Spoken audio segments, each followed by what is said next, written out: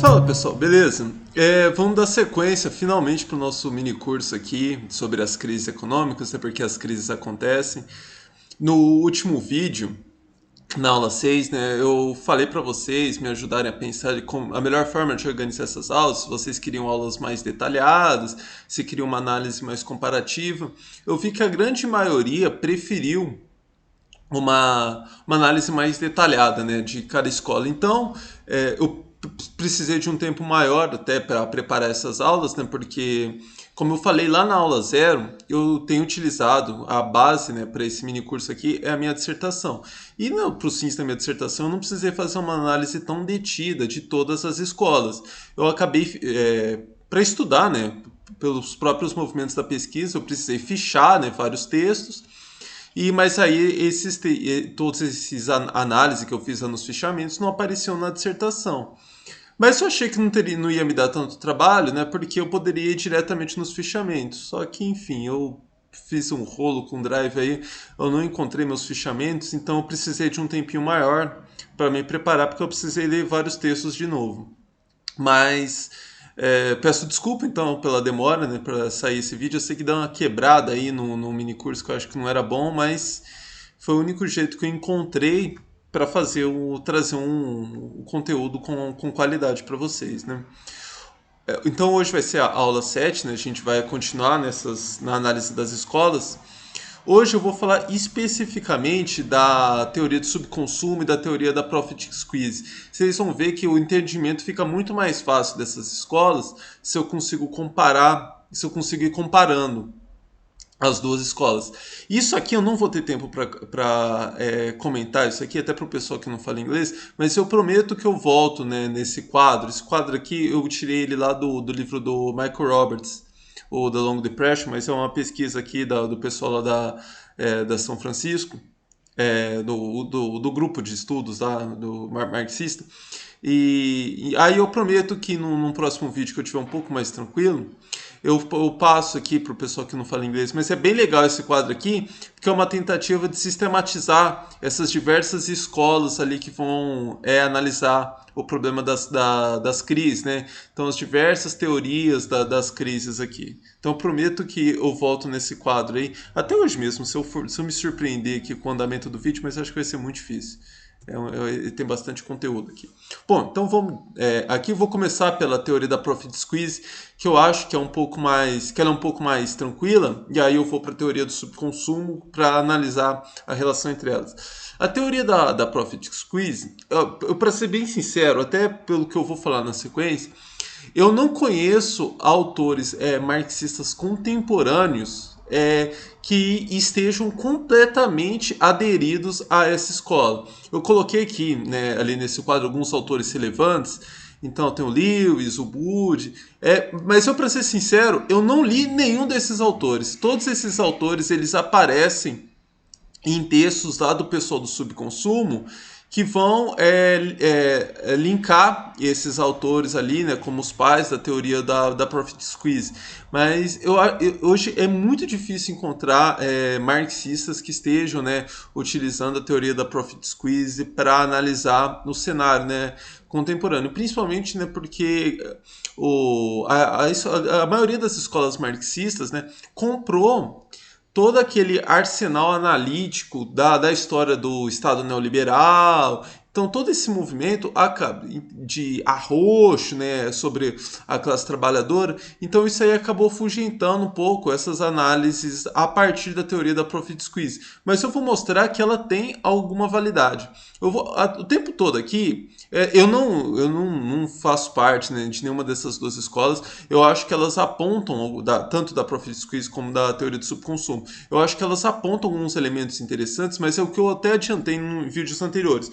Nas próximas aulas, eu vou mostrando como há questões mais profundas para explicar a teoria, as crises, né?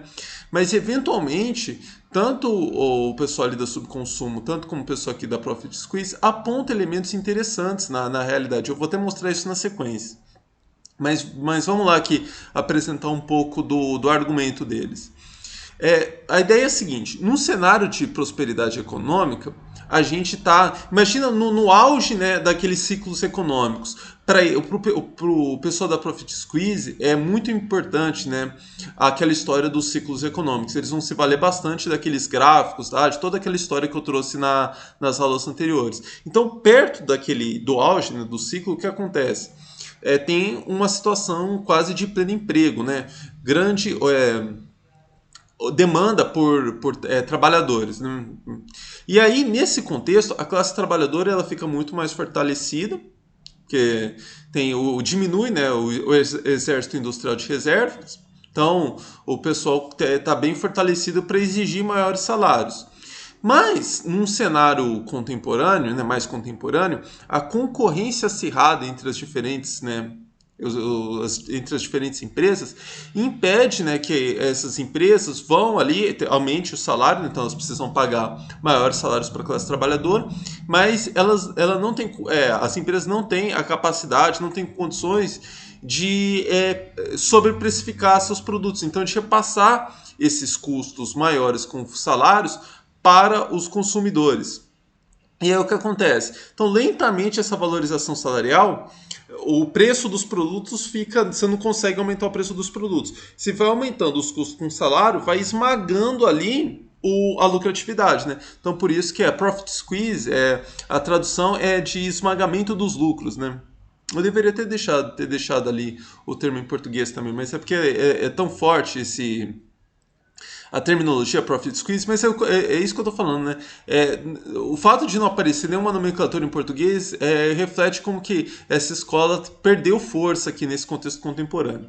Mas então é isso, com a queda, né, com esse esmagamento dos lucros, as empresas têm menos capacidade de investir e aí gera toda aquela dinâmica, né, de crise que eu comentei lá nos ciclos econômicos. Então, uma passagem aqui, eu tirei isso aqui desse blog, A Critique of Crisis Theory, é um blog do Sam Smith, eu acho que é o autor lá, mas ele não é um cara muito que está aderido a essa escola, ele está fazendo só uma análise, né, de todas as diferentes escolas. Eu achei bem interessante. Eu lia muito esse blog lá há uns anos, né? Agora eu precisaria até pegar de novo para ver se eu indicaria outros textos lá, mas essa passagem aqui eu tirei dele, né? Explicando então a teoria da profit squeeze, ele fala lá o seguinte: quanto mais os trabalhadores estão organizados em sindicatos fortes, melhor eles serão capazes de tirar vantagem de conjunturas favoráveis no mercado de trabalho.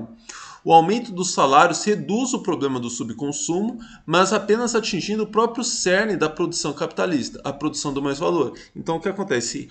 O problema da teoria, a questão chave, né, para esse pessoal da Profit Squeeze é que esse aumento, né, da massa salarial achata os lucros por meio do achatamento, né, da massa de mais valor. Também isso aí vai ficar, se vocês voltarem lá nas aulas anteriores, vocês conseguem ver claramente essa relação ali. Quem não está conseguindo assim de cara entender por onde que vai o problema. Mas o que eu chamei a atenção, né, eu trouxe essa passagem aqui justamente para ver aqui como que, para falar da teoria da profit squeeze, eles fazem referência ao problema do subconsumo. Agora a gente vai para a teoria do subconsumo, vocês vão ver como o tempo todo vai aparecer uma referência, principalmente quando a gente chegar nas escolas marxistas, como que eles vão fazer referência a esse problema da profit squeeze, do esmagamento dos lucros. Mas aqui eu trouxe esse gráfico aqui para mostrar como que esse anacronismo da profit squeeze ele é muito mais fruto de uma questão de moda do que uma questão de ter elementos na realidade que apontem para o esmagamento dos lucros. Por que eu estou falando isso? Aqui, no cenário brasileiro, aqui, esse gráfico aqui é do Brasil de 2000 a 2015. O que a gente tem visto aqui essa curva a curva de baixo é os lucros. O lucro das empresas aqui no Brasil. Você vê que a lucratividade está diminuindo na medida que a curva de cima está aumentando. E a curva de cima é a massa de salários, né? A parcela dos salários. Ou seja, os salários estão aumentando à custa da lucratividade no Brasil de 2000 a 2015. Ou seja, no Brasil, no século XXI, a gente vê esse problema do esmagamento dos lucros. Obviamente, isso aqui tem que enfatizar muito. O foco aqui não é analisar esse cenário brasileiro. Eu, muito provavelmente, vou fazer um mini curso sobre isso. Então, não estou dizendo aqui, querendo dizer que a classe trabalhadora no Brasil viveu, né, nesse tempo, um grande crescimento na renda, enquanto que diminuiu o número de milionários no Brasil. Não é isso. Tem outras questões aqui muito mais profundas para analisar, principalmente um problema no setor industrial no Brasil, né? Que é o pessoal que está ali ligado diretamente, né, à produção do mais valor. Queda de produtividade. Eu vou até comparar isso com um gráfico que eu vou trazer na sequência. Mas então, o que eu estou fazendo referência aqui é justamente o que a gente vai ver nas próximas aulas, né? Como que para analisar, fazer uma análise rigorosa desse problema, a gente tem que olhar questões de fundo que não aparecem nessa discussão entre profit squeeze e teoria do subconsumo. Mas aqui o ponto era mostrar como que há problemas de compressão dos lucros por meio de aumento salarial ainda no século XXI. Porque como que a teoria do subconsumo hoje ela é a escola mais dominante, né? E ela que dita então a moda, isso aqui parece que não acontece mais. Acontece. Então vamos começar aqui com a teoria do subconsumo. E a primeira coisa, o primeiro ponto aqui para a gente entender a teoria do subconsumo é que ela congrega 3 grandes escolas, talvez até mais. Eu falei aqui as escolas que eu conheço, né? Que é a escola keynesiana, a escola regulacionista e aquilo que seria uma escola marxista, né? Então, nesse primeiro slide aqui eu trago um quadro geral da teoria do subconsumo, e depois ainda vou trazer mais 2 slides falando um pouco mais especificamente da escola marxista e um último falando, né, de uma escola que congregaria ali autores marxistas com regulacionistas, né, um combinadão dos dois. Mas então qual que é o argumento da teoria do subconsumo?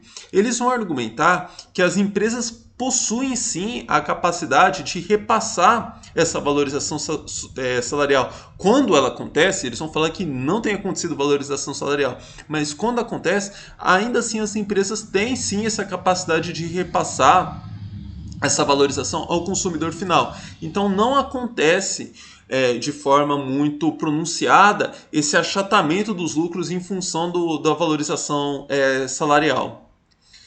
E na realidade, o problema contemporâneo, isso aqui aparece muito lá no Piketty, no Krugman. O que tem acontecido na realidade, né, nesse cenário contemporâneo, é que o lucro empresarial e o salário, né, dos gerentes, né, daquele pessoal, ainda que seja a classe trabalhadora, que tem os maiores salários, né, é uma versão moderna daquela história da aristocracia operária, enfim.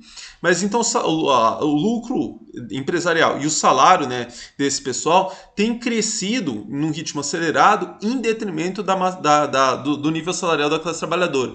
Então, o pessoal, 80% da população da classe trabalhadora, né, 80% assim, da população ali em idade economicamente ativa estão tendo redução, né, do nível salarial, do nível de renda, em detrimento, né, dos 20% superiores.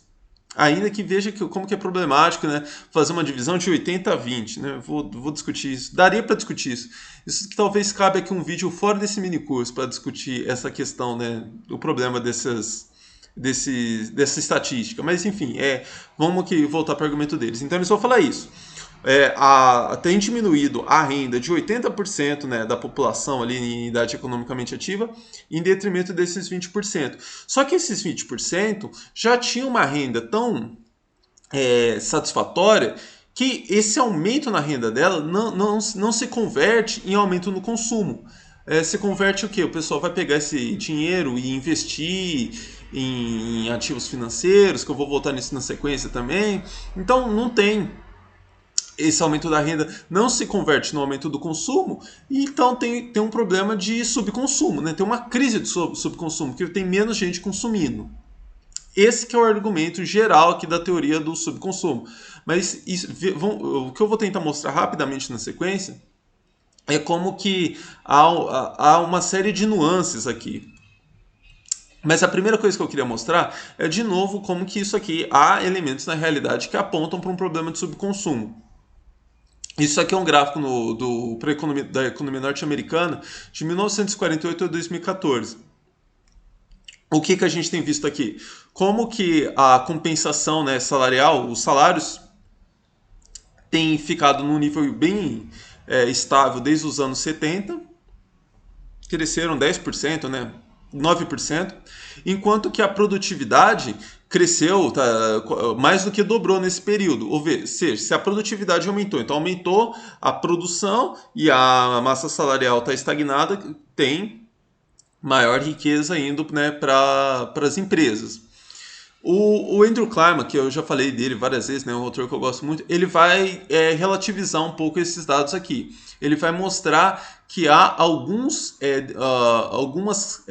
questões, alguns determinantes ali que deveriam ser considerados ali na massa salarial e não são. Mas eu acho que não tem como nem ele vai minimizar então essa relação entre o crescimento da produtividade em detrimento, né, da massa salarial.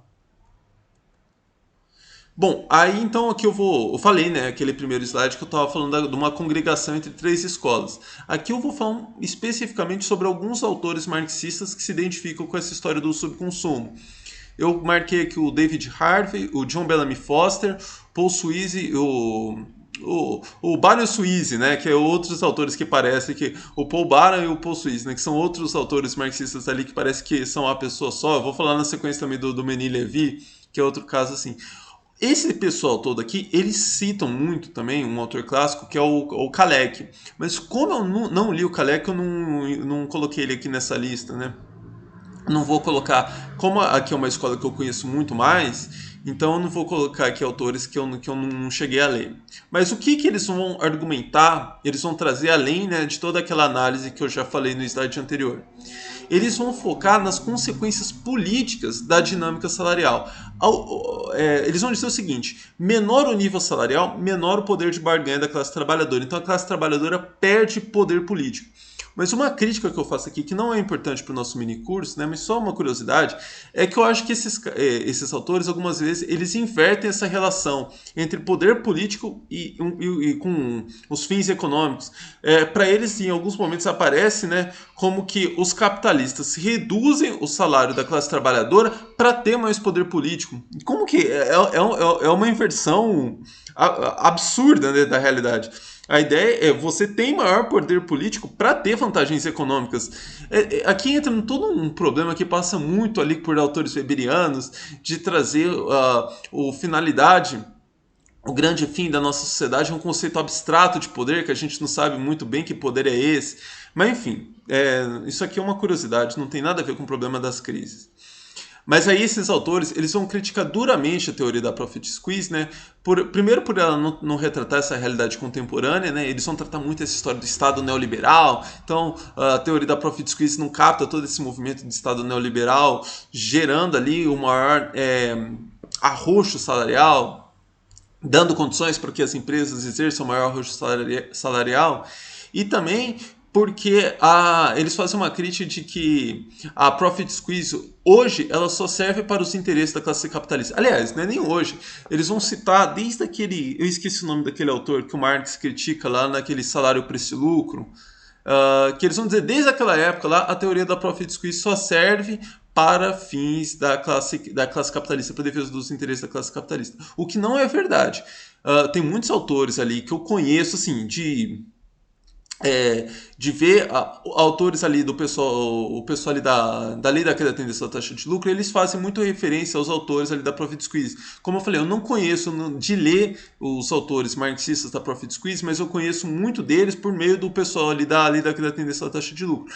E eles enfatizam o tempo todo, né, por passagens e tal, dá para ver como que esse pessoal da profit squeeze, né, os marxistas, eles estão falando que desse problema do esmagamento dos lucros, não para falar, então olha como que a classe trabalhadora está ficando mais forte. Então não tem ou para dar uma moral de dizer a classe trabalhadora não precisa reivindicar maiores salários porque isso vai gerar um problema da dinâmica capitalista. Eles apontam, né, essa dinâmica justamente para dizer, né, olha os limites do capitalismo, né? A classe trabalhadora pode ter um aumento salarial, esmagar a lucratividade e ainda assim viver em condições absolutamente aquém daquilo que seria o ideal, né? Então, como que há uma necessidade de saltar para uma nova organização social? Eu acho que um pouquinho um pouquinho desonesto essa crítica que eles fazem ao pessoal ali, aos marxistas da Profit Squeeze, né? Eu sei que tem um pessoal ali hoje o principal uso, né, dessa teoria da Profit Squeeze é sem dúvida nenhuma pelo pessoal ali mais, pelos liberais, pelo pessoal ali que vai fazer uma defesa do arrocho salarial. Mas assim, é importante pontuar essas diferenças aqui, né? Porque eu estou tentando fazer isso aqui para o pessoal da teoria do subconsumo, mas tem que fazer também para o pessoal da Profit Squeeze, né? Você tem um grupo amplo, né, de escolas que vão utilizar o conceito, mas mesmo dentro dessas diferentes escolas, há questões, há defesas, né, há objetivos completamente diferentes ali, né? Aqui o argumento do John Bellamy Foster, né? De novo, como eu falei que o Kalec sempre aparece, né? Ele vai falar o seguinte: os argumentos que Marx e Kalec levantaram contra a teoria da crise da Profit Squeeze mostraram-se corretos não apenas na época deles, mas também na nossa. Só para fazer. Aqui ele está fazendo referência, de novo, aquilo que eu estou falando, né? De como que eles vão utilizar esse.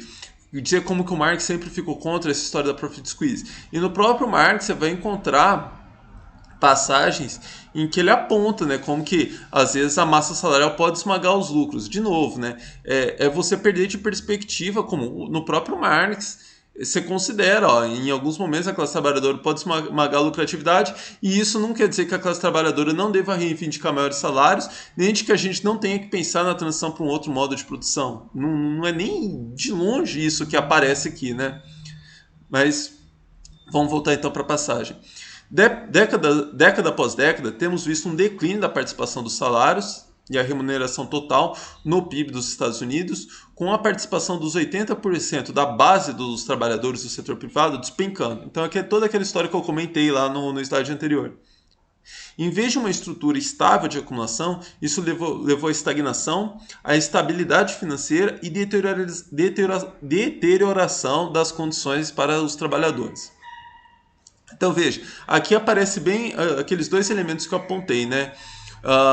Essa história de essa crítica mais política, né, que aparece aqui em menor medida, mas toda essa história aqui de como nesse cenário contemporâneo o problema da profit squeeze não aparece de forma alguma, né? Embora ele faça referência desde o Marx lá no século XIX.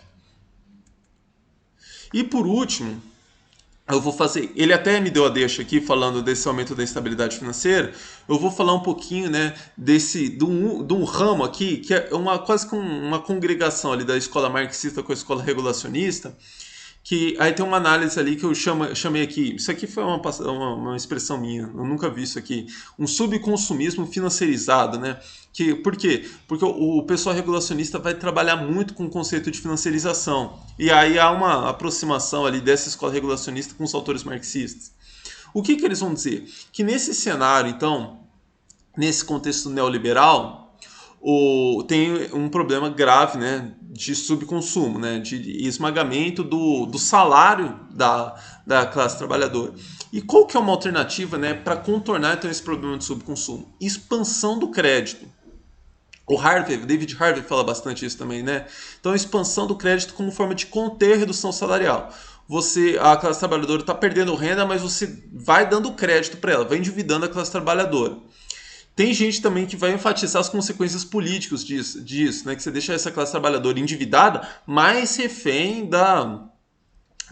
do que as empresas, né, vão impor a elas. Mas aqui eu nem vou focar tanto nisso aqui. O que eu vou focar aqui é que esse aumento do crédito, né, cria uma grande arquitetura financiarizada para mitigar os riscos. Porque, veja, obviamente que essa conta não fecha. Você tem uma classe trabalhadora ganhando menos, se endividando mais, obviamente que não precisa ser nenhum gênio aqui para falar, pô, essa dívida não vai ser paga. Então tem toda uma grande estrutura, uma grande arquitetura de securitização e tal, para mitigar quando que essa bolha estoura, né? Quando que essa dinâmica aqui, quando que essas dívidas vão deixar de ser pagas, né?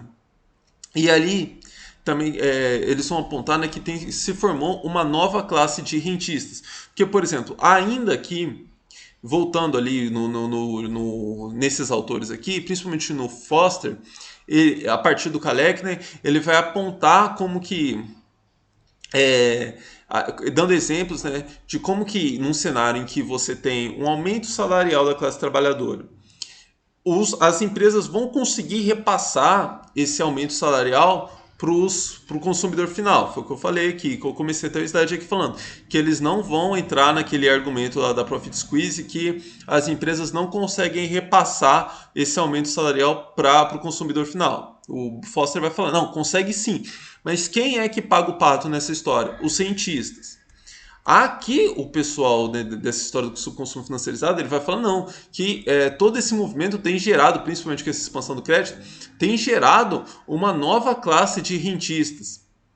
Então, até eu coloquei aqui alguns autores, né, que eu não citei ainda, que são importantes nessa história, né? O Dominique Levy, que eu já falei, o François Chesnais é quase que o papa dessa história, o Costas Lapavitsas e o Michel Aglietta. O Michel Aglietta, ele é quase como se fosse assim, o papa dentro da escola regulacionista, e o François Chesnais puxa muito do Aglietta para uma análise mais marxista.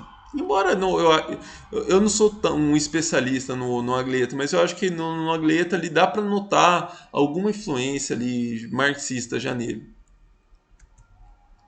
Mas eu vou terminar aqui com duas passagens desse pessoal que ilustra bem isso aqui que eu acabei de falar, né?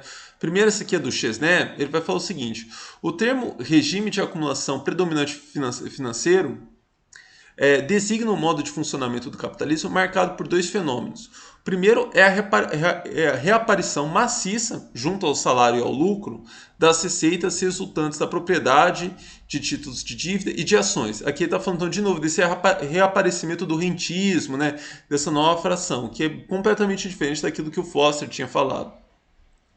O segundo é o papel representado pelos mercados financeiros na determinação das principais grandezas macroeconômicas, consumo, investimento, emprego. Então é toda aquela história de como que nesse cenário, né, essa grande arquitetura financeira vai envolver toda a economia.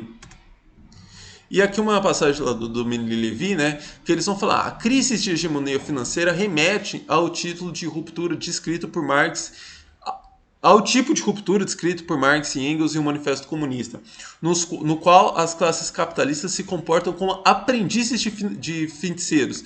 Isso aqui que eu queria enfatizar. Eles vão focar muito, né, toda esse pessoal da financiarização, como que essa fase é financiarizada, isso seria o problema, né?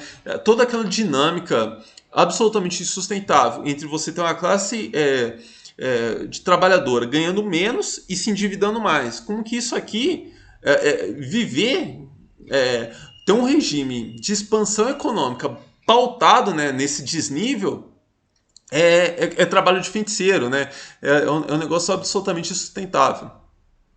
Eles acrescentam: estratégias ambiciosas e perigosas são conduzidas pelas classes capitalistas além dos limites dos controles sociais existentes e grandes crises seguem, como foi o caso em 1929 e 2007. Um ponto bem interessante do Dominique Levy, que ele também é uma diferença que ele tem lá dos outros autores que eu citei, que ele vai falar em várias crises financiarizadas já em cenários mais regredidos, né, do capitalismo.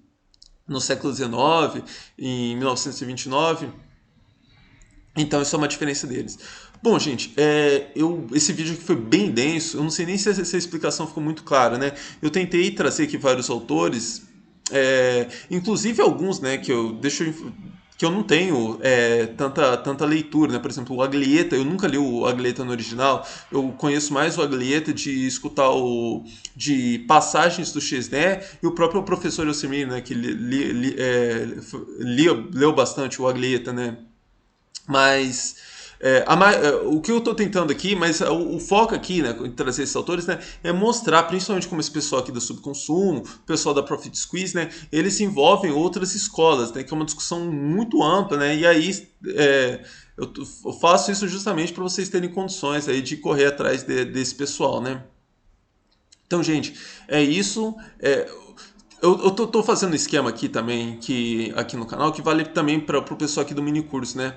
Eu vou fazer alguns vídeos respondendo alguns comentários, questões, trazendo mais detalhes, né? Então eu vou deixar aqui até na descrição do vídeo o link, né, para um post que eu fiz aqui no YouTube, lá na seção comunidade do canal, que aí vocês podem mandar as questões lá, que aí eu respondo elas em vídeo. Eu vou dar até uma prioridade para as questões que forem saindo aqui do mini curso, né? Então, se alguma coisa que não ficou clara, né? E às vezes não fica eu não consigo dar uma resposta tão detalhada por vocês respondendo nos comentários, mas aí vocês podem mandar lá que eu respondo por vídeo. E aí eu vou tentar responder primeiro todas essas questões do pessoal aqui do mini curso, antes de abordar as outras questões que o pessoal já está levantando lá. Então, gente, é isso, um abraço e até a próxima.